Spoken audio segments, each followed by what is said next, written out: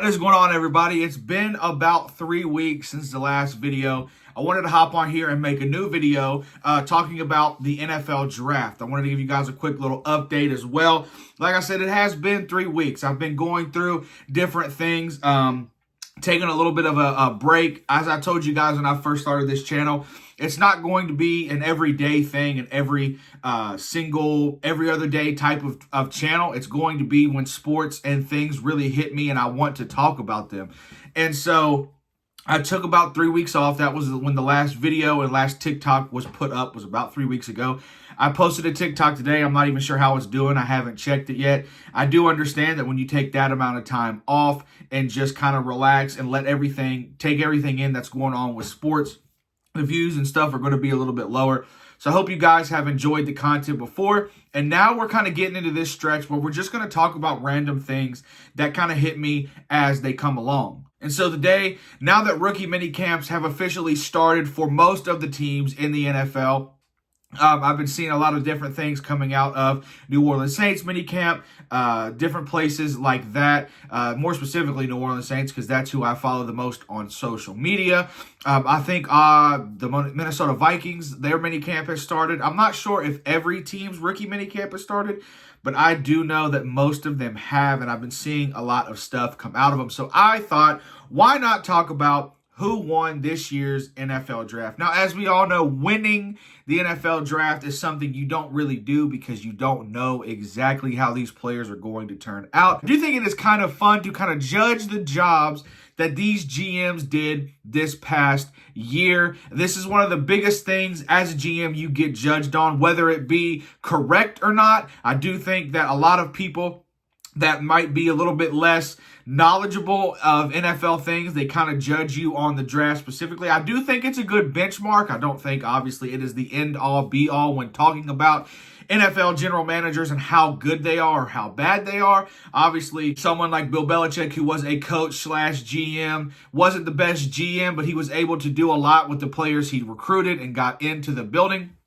drafted, so there on and so forth. And so I do think overall it's not the biggest thing. Obviously, you have to worry about contract situations. How well do they get players under the cap with their current contract situation? How they manage their picks? How they manage the morale of all players and coaches, even the coaching staff they hires. I mean, everything goes into what the GMs do. But I do think, like I said, this is a very good benchmark. So let's get started with a team that I thought did really well, and this one might surprise you guys. The Carolina Panthers had a really good draft, in my opinion. I think overall, their focus was to get a lot of talent at the best position they possibly could, and obviously they've traded up into the first round for the last pick to get South Carolina wide receiver Xavier Legette, who has, as someone who has lived in the South their whole life and been around southern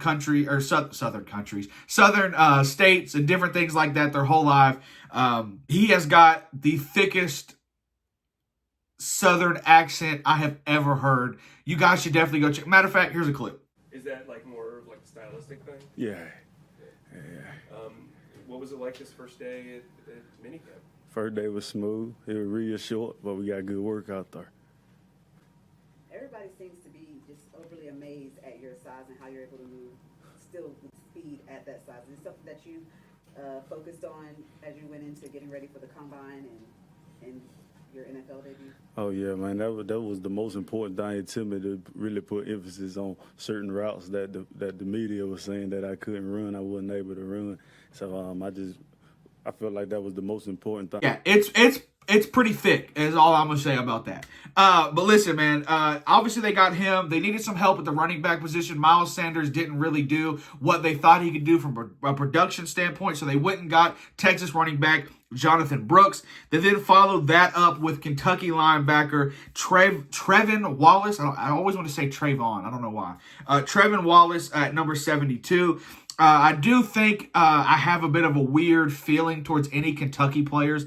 To me, it was just, They're decent at times. They're not good at times. I feel like a lot of Kentucky players just don't really work out in the NFL. For what reason, I don't know. Obviously, with Will Levis being there, we'll have to wait and see. He had a pretty decent first year. And so we'll have to wait and see. I don't know if I like that pick as well. I do like them getting Texas tight end Jatavion Sanders.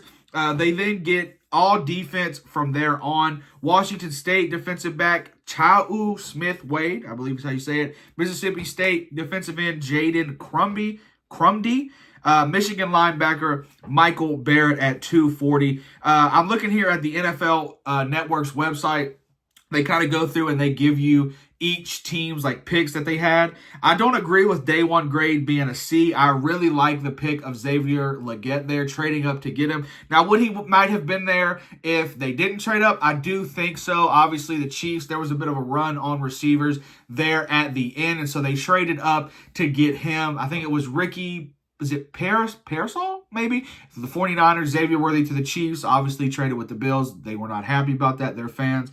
And then the Panthers trade up to get Xavier Legette. Now, out of those three, do I think he's the best? No, but you take what you can get when you trade up. Obviously, they traded up after those two picks happened, so they had their eye on him anyway. And if you have a guy in your mind and you want to get him, you might as well take him when you have the draft capital. Moving on to a team I think everybody feels like has won the NFL draft. It's the Chicago Bears. Now, do I think that I want to take credit for them drafting a wide receiver? I do. Was I 100% wrong with Keon Coleman? Absolutely I was. I'll eat it. I was wrong. I did not know about his whole background, about him being like his only third year playing football, which is incredible. So obviously the talent that the Bills see is through the roof, but he is a very raw wide receiver. It's going to take a little bit of work, but I think he has all the attributes. I do like Rome Odunze and the fit there. Obviously, Chicago has had a lot of offseason buzz the past 2 seasons with trading for DJ Moore and getting rid of that first round pick for the Carolina Panthers to go get Bryce Young. Everyone thought that was a really smart move, which it was, getting DJ Moore and getting Justin Fields some help. Obviously, the season did not go how they wanted it to. They made some key defensive trades towards the end of the year, towards the trade deadline, that ended up working. They extended Montez Sweat, who they traded for. And so I do like that for them. Obviously, they went and this one was a bit weird to me. A lot of people were like, oh, this is funny. But Iowa punter Tory Taylor, they took at 122. That feels awful early for them to take a punter. But hey, he was Iowa's best offensive player from what I have heard. Obviously, the Iowa offensive jokes will never get old for me. I think they're hilarious. But yeah, when you have the number 1 overall pick, it's hard not to get a lot of hype around your offseason.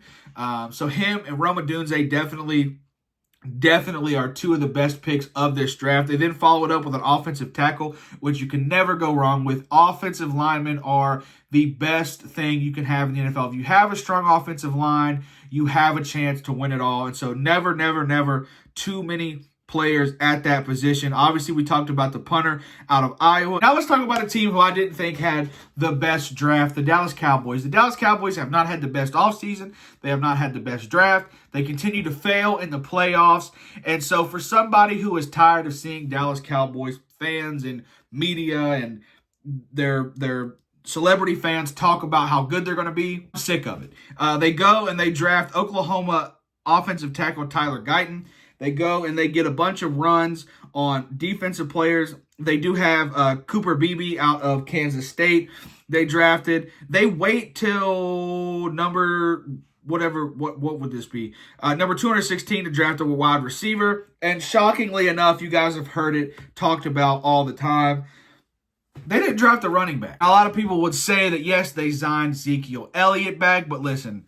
I'm sorry. Ezekiel Elliott is not a good running back at this point. I don't care how many clips you put together of him running through people. They were all from like 8 years ago at this point. I'm over the Ezekiel Elliott thing. They let Tony Pollard walk. They were supposed to sign Derrick Henry, but he was too rich for their blood. I'm over the Dallas Cowboys. They will not extend Dak Prescott, it seems like. They're waiting for CeeDee Lamb to be extended, but they can't get anything to happen, any traction. And so I'm not sure what is going on with the Dallas Cowboys front office, whether or not they're going to want to actually contend next year. Obviously, they'll still be there. The players will still be there. Dak, CD. Obviously, they signed Ezekiel Elliott. They have the guy, Deuce Vaughn, who showed a little bit of promise but didn't play much because of the two backs they had. Last year, Tony Pollard did not give them the production they thought he would. Giving him the first team reps as the first running back out on the field. And so for me, I'm not sure what they're doing unless they just fully decide to run it back with this team and just help those rookies at certain positions work out. Another team I did not think did very well was the Denver Broncos. I think when they saw the run on the quarterbacks that happened, obviously we'll talk about Atlanta here in a minute, taking Michael Penix Jr., which still... it's a sore spot for me. I won't lie. It is a sore spot for me that the Atlanta Falcons landed Michael Penix Jr. We'll talk about that. But I think when they saw that, they kind of got a little bit worried. And whether or not they were going to take Bo Nix at the 12th spot regardless, we will never know. But I think they could have waited till the next round to get him. But they did not. They took him at 12. And listen, I'm a huge Sean Payton fan. I believe in what he did. Obviously, he turned around the Saints organization. And so I'll always be indebted to him. I love the way he coached our team. I love the feel and everything he brought around our team. But I'm not sure what he's doing in Denver. You've got to trust the process because you've paid him a crap ton of money and you traded for him. And so you have to trust the process at this point. I do like the wide receiver pick, Troy Franklin out of Oregon. I like that pick a lot. I do like Audric Estime out of Notre Dame. They also drafted an offensive guard, Nick Garing? I don't know. But I feel like they were very balanced off their whole entire draft board. They got a good mix of offense and defense. A Utah linebacker, Jonah Ellis, is always going to be solid for you. I feel like Utah puts out a lot of good defensive players. And so I think overall they did decent, but I'm not a fan of that I'm not a fan of that number one pick that they had, their first round pick being Bo Nix. I just think he could have waited a little bit longer, maybe drafted him, traded up for him at later in the first round or something. I don't know. But I'm not a fan of it. And then let's just talk about the Atlanta Falcons, man. I don't even need to search and find their picks. We're going to talk about one thing and one thing only. You guys know on this channel, I've talked about it when we did our mock draft. We talked about it when I ranked the the up-and-coming quarterback class that just got drafted. We've talked about it multiple times. I am high on Michael Penix Jr. I know his age concerns. I know his injury concerns. I 100% get it. Those only come in effect when the Atlanta Falcons draft him because you just signed Kirk Cousins to $180 million. And listen, you've probably heard it all at this point. If you sign Kirk Cousins at that much money, you should believe in him being healthy. If you don't believe in him being healthy, you shouldn't sign him to that much money. If you want the Green Bay effect where you have an older veteran quarterback teaching a young quarterback, you draft a younger, more raw quarterback. You don't draft a guy who's older and you don't draft a guy who has injury concerns. It is insane to me that they did this at the number 8 pick, and it obviously hurts more now that the fact he's in my division. Playing him twice a year, maybe not be this year, maybe not even be next year. I'm predicting it'll be a little bit earlier. I do think he gets some play this season. I don't think Kirk Cousins is going to be happy. I think this throws him off his mental game a little bit. And so I think Michael Penix gets some games in this season, whether it be due to injury or just lack of good play from Kirk Cousins. Playing him twice a year for what could be up to 10 years, if he plays that long and as good as I think he's going to be and stays healthy, it pisses me off. I won't lie. Obviously, the Saints go down to draft Spencer Rattler in the late 6th round, I want to say. 5th round, maybe. I'm excited about that. I do not think that from Bo Nix was the last quarterback at 12, all the way down to like 155 was when we drafted Spencer Rattler. That gap between him and Bo Nix is not that big. I do think Spencer Rattler can be a good quarterback in this league, but that's a whole nother video that I'll talk about the Saints' hype on Spencer Rattler, not on Derek Carr, definitely on Derek Carr. On Spencer Rattler, we'll talk about that. But the Atlanta Falcons, I don't know what they're doing. I think they've kind of messed up their whole offseason plan.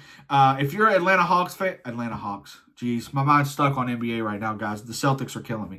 If you're an Atlanta Falcons fan, let me know how you feel about this trade overall. I am super excited to hear your thoughts, and I'm super happy to be back. I hope you guys have an amazing week, and I'll catch you on the next one. Peace out.